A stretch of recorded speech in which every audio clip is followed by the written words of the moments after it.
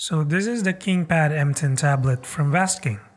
You might haven't heard of Vastking, but they've been creating affordable products for over a decade. They are also a co-manufacturer with Microsoft, Lenovo, and Acer, which are well-known brands at the top of the food chain. In fact, I even made a review of their first smartwatch before, which you can check in the links below. Today, we're taking a look at their newest tablet on the market, as well as the detachable keyboard that came with it. By the way, the tablet shipped overseas, and right off the bat, I'm very impressed by the unboxing experience here. As cliche as it sounds, it feels like I'm opening a premium tablet here, even though it costs $229 on their website. But if you bundle it with a detachable keyboard, you just need to add $39 more, and you basically have a laptop-like device at your disposal. So if you're interested in getting these tablets after this video, I'll put the links in the description below. So aside from the tablet, the box contains the usual manual papers, a warranty card that you can extend up to 2 years, a pin ejector tool for the hybrid SIM tray that accepts 2 4G SIM cards or swap out the other for a micro SD card of up to 2 TB, which is cool, a USB-C cable for charging, and a 10-watt charging brick. As for the tablet's docking keyboard case, it includes instructions on how to use the case and the keyboard itself. So that's it, but more on that later.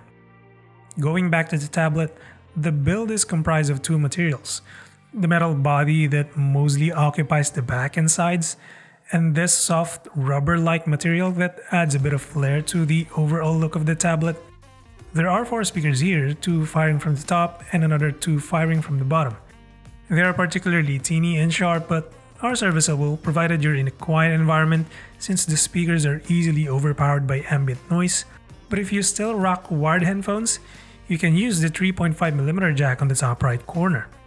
The jack might indicate that you need to insert your headphone diagonally, but it inserts horizontally, so take note of that. So the top portion also houses a microphone and a volume rocker, while the left side shows the USB-C port, the power button, and a SIM tray. There's another microphone at the bottom and the pogo pin for the detachable keyboard. So a couple of things you need to take note of. There's no ambient light sensor here, as well as a fingerprint scanner. But during my use, those two never really became a problem to me, although I would love to see a fingerprint scanner on the power button. Face unlocks works just fine, and I don't really mind using a PIN code for my tablet, but your mileage may vary. I really like how the tablet feels in the hand. Thanks to that metal casing, it certainly feels like a premium tablet, especially now that we're so used to plastic and glass devices. At 450 grams, it's not too heavy to use one-handed, so it's still comfortable to use regardless of orientation. One of the main features of the KingPad M10 is the display, so you're looking at a 10.36-inch IPS LCD with a 2K resolution, which is higher than your typical smartphone display. But if we're talking about large tablet displays, this is definitely a must-have. And thanks to that, text and images appear very sharp despite the large canvas. Most apps though still caps the resolution to 1080p when streaming, and there's no Netflix HD certification, which is pretty unfortunate for the 2K display. But for YouTube videos, I recommend opening a browser and using YouTube website's mobile version to stream at 1440p. You can stream up to 4K resolution, but I wouldn't do so simply because the tablet struggles to render that many pixels. The colors are not the punchiest I've seen, if I'm being honest. It's a bit dull, so I always have the display calibrated to vivid quality for that extra punch. Another worth noting is that the screen dims to 70% if you've been using the tablet for an extended period. I'm not sure what's the reason for that, but my guess is that it's a heat check to keep the thermals from going off the charts. But even so, the display can get bright outdoors, enough for text and other light-based backgrounds to be readable in sunlight. Despite looking there are 2 lenses in the back is only using a 13-megapixel snapper and the other is an LED flash.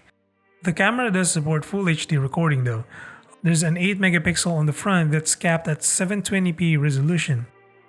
Obviously, they're not the best in quality, but the front camera has a wide angle for video calls. And if you're wondering how the mic sounds like, well, here it is. Do you like it or not?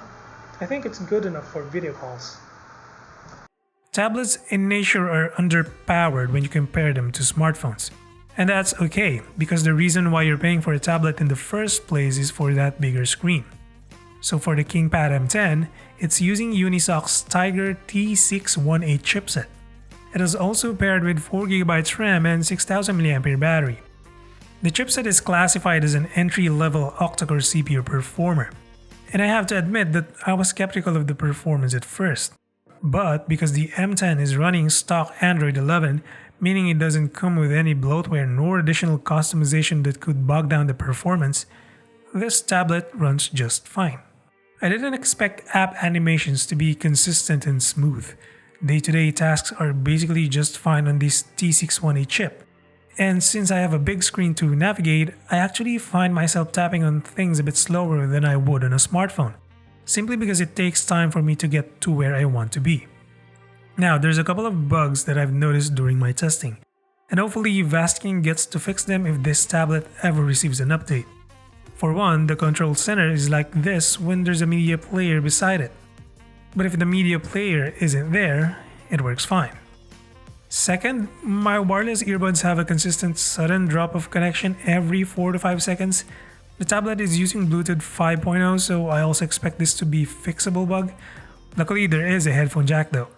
Also, this isn't a bug, but taking a screenshot on a tablet is a bit different. You can go to recent apps and tap on the screenshot. Or you can hold the power button and take a screenshot. Now for the keyboard.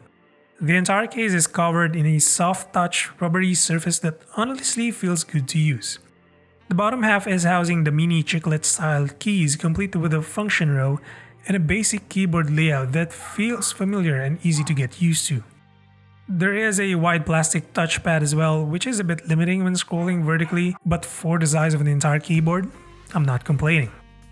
The other half, or the top half, is basically the tablet holder and is held by a strong hinge that allows for several levels of orientation, up to a 180-degree angle. To insert the tablet, just simply align and connect the pogo pin, and then push the top portion of the display to lock the tablet into place. You can use the keyboard as a normal laptop or in tent mode for quick tablet use. But if you want to use the tablet as a tablet while the keyboard is connected, you have to disable the touchpad by pressing the function key plus F10 to prevent accidental taps. So as soon as the keyboard is connected, the cursor becomes available to use for more precise control. The touchpad is fine, it struggles with all sorts of scrolling, so it's more useful as a fine touch point in this case. The good thing though is that you're using a tablet, so scrolling can be done with swipes instead. As for the keys, they have a bit of resistance and a bit of response when typing, as opposed to the soft and mushy keys of cheap keyboards. In other words, they are comfortable to use whenever you need to compose a message. Just take note that you need to hit the spacebar right in the middle for it to register. It's a small quirk and you'll probably get used to it over time. And one more important thing, despite the tablet supporting USB OTG, the feature won't work whenever you're connected to the keyboard. You have to remove the tablet from the keyboard first for OTG to work. I'm not entirely sure what's up with that, but I think it's worth mentioning. Like I've mentioned earlier, there is a 6000 mAh cell inside this tablet. It certainly needs a boost, especially for a 2K display and a keyboard dock that it needs to power. But if you're juggling tasks between a tablet and a smartphone or a tablet and a computer, the battery is more than enough to last an entire day.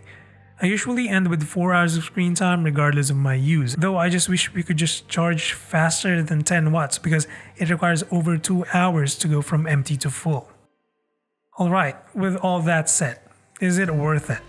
Well, if your use involves light office work like creating presentations, browsing, watching YouTube videos, the KingPad M10 is worth it. If you do intend to use the tablet for online classes, since it's better to have a big canvas for video calls, you just need to be beside a power plug. Personally, I just love watching YouTube videos on this one simply because of that large and sharp 2K display. So if you want to see other packages for this tablet, I left all the links in the description below. That's about it for this one. Drop a sub or a like if you feel supporting the channel, and until the next one, you stay safe.